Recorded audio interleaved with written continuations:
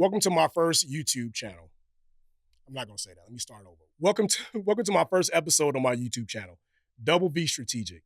Today, we're gonna ask about a question. It's prompted by this gun, only because of the gold grips. The CZ Shadow 2 Gold Digger obviously is a phenomenal weapon. Competition, been winning competitions for a long, long time now. But what I want to ask is 2026 the golden age of firearms? Let's get right into it. What is even a golden age? So let's just go through my mind so you can understand where I'm coming from and define that. So it's essentially a golden age to me is when everything lines up perfect. And what's perfect? Uh, Michael Jordan era NBA is perfect. That's what I consider perfect. So when I think of golden age of firearms, I'm thinking Michael Jordan era NBA. That's what I'm thinking of. Technology is basically it's gone full blown Thanos on us. It has the Infinity Stones in the gauntlet. It is able to.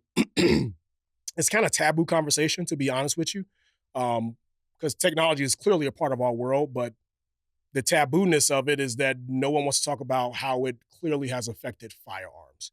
We have space age alloys, stronger, lighter, more corrosion resistant. It's basically CrossFit. It's CrossFit of metals. We also have CNC machining, which is basically computer numerical control. In short, you put software in and it does it for you. That's essentially what it does, and it does it pretty well. You have additive manufacturing. 3D printing is a real thing. This absolutely blows my mind. We have 3D printed suppressors. The SIG GTO 211 has a 3D printed comp on it. I mean, I'm seeing 3D printed things come to the market all the time, and it's pretty ridiculous, and they're actually durable. From a pure engineering standpoint, 2026 is flexing pretty hard right now, to be honest with you, to making a strong stance of being the golden age of firearms. Designers have spent countless centuries studying mechanical failure, possible sand, mud, cold, heat, basically everything except for the gun being thrown into the volcano. You have Mac doing torture tests, and you seeing these pistols, they're working. However, I was kind of shady about the HK torture test he did. That kind of broke my heart, I'm not gonna lie. But the reliability is at an all-time high. You have modular components. Instead of one fixed setup, everything is customizable. So that's a big deal. I'm not a person that uses the modularity, the FCU units. It doesn't appeal to me, but I like that it's there. Quality control. Robots inspect parts now.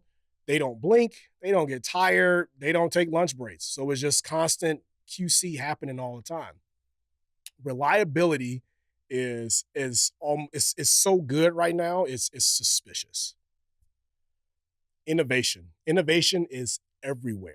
New companies are popping up all the time, whether they're creating a Glock clone or they're putting some obscure pistol on the market, like an Alien Largo.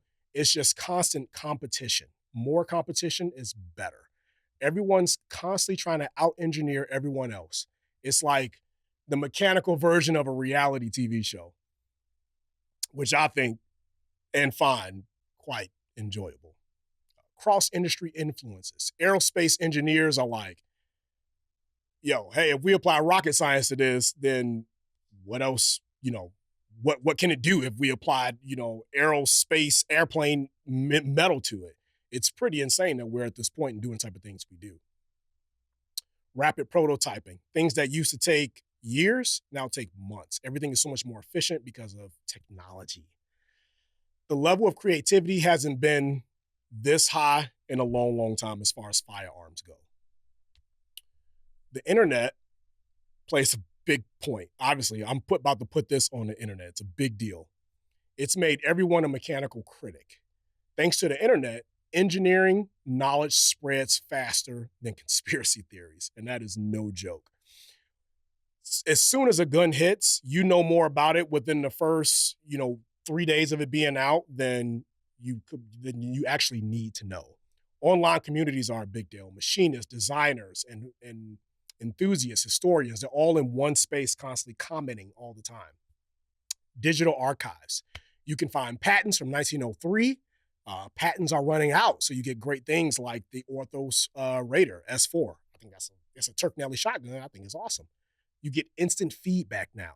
Manufacturers release a design, and the internet immediately says, actually, you probably should do this, or maybe you should do that. It's like having millions of unpaid consultants and like loud because they get to thumbing away and they get loud. People love mechanical art again. Despite all the debates around firearms that lives in the political world, there's a growing appreciation for engineering behind them. Collectors, they love craftsmanship. People geek out over machine marks and little rare things. Like I appreciate those people when I see them. They're wired different than me, and they geek out over things I don't geek out over. The media is beginning to focus on history and design. You have great channels that are doing that. Military Arms Channel, Mr. Guns and Gear. There's tons of channels that are focusing and bringing us back to what made firearms so special, and I hope to be one of those. Artisan builds are back. Limited runs, hand-finished pieces are basically the vinyl records of mechanical world. I love me an old school vinyl, by the way. I actually bought my kids some vinyls for Christmas. Pretty dope. It's hipster engineering. Everybody gets on the CZ guys for being hipster, but we're all kind of part of that little hipster vibe. So is 2026 the golden age? What do you think? When you combine cutting-edge material, insane reliability, rapid innovation, global collaboration, and a culture that loves mechanical design, I'm gonna stand on business and say, yeah, I think it is. I think it is. So while we are appreciative of the old school, definitely cannot, I mean, we wouldn't be here without the old school.